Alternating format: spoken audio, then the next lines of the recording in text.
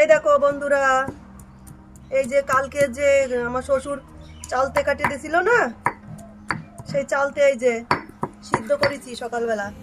কালকে বিকালে কেটে রাখছিল, বিকালে তো আর আচার বানাতে পারি নাই রাত্রির বেলায়, তাই সকালবেলা সিদ্ধ করেছি প্রেশার কুকারে সিদ্ধ করে। এই যে ছেঁচতেছি, এই দেখো, এই যে এই ছেঁচা হয়ে গেলেই তারপরে আবার উনুনে দেবো। এই দেখো বন্ধুরা, এই যে আমার চালতে ছেঁচা কমপ্লিট।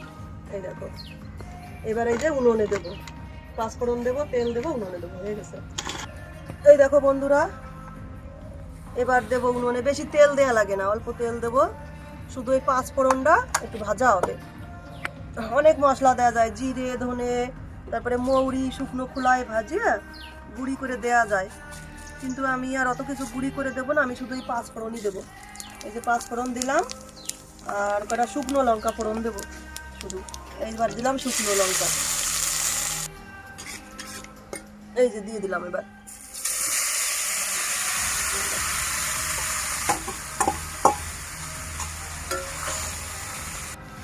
এবার পরিমাণ মতো একটু লবণ দেবো, একটু হলুদ দিয়ে দেবো। হলুদ একটুখানি দিলেই হয়, না দিলেও হয়, দিলেও হয়। হলুদ দিলে একটু রং ভালো হয়। এই যে আর দেবো না। এবার গুড় দেবো, এই যে আখের গুড়, চিনিও দেওয়া যায়, গুড় চিনি দুটোই দেওয়া যায়, কিন্তু আমার চিনি নাই, আমি গুড় দিয়েই বানাই। অনেক মিষ্টি দিলে, অনেক গুড় দিলে ভালো লাগে। এই দেখো বন্ধুরা, এই গুড় দিছি না, গুড় দেওয়ার পরে কিরকম একটু জল জল মতো হয়ে গেছে। এই দেখো, এই যে দেখছো জল জল হচ্ছে। এবার এই জাল হবে, এই যে উনুনে জাল দেবো, এই জাল দেওয়ার সাথে সাথে এই জল টানবে, আর এই গুড়গুলো সব এই যে চালতের গায়ে মাখবে, বুঝলে? তারপরে আস্তে আস্তে শুকনো হবে। শুকনো হওয়ার পরে তারপরে আঠা আঠা যখন হবে তখন নামাই দেবো, তখন চালতের আকার হয়ে যাবে। খেতে খুব মজা।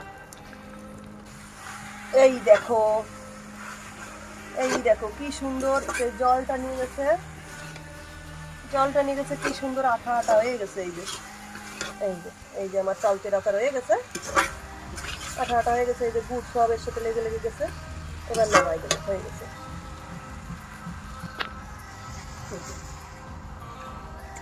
হয়ে গেছে চালতের আচার।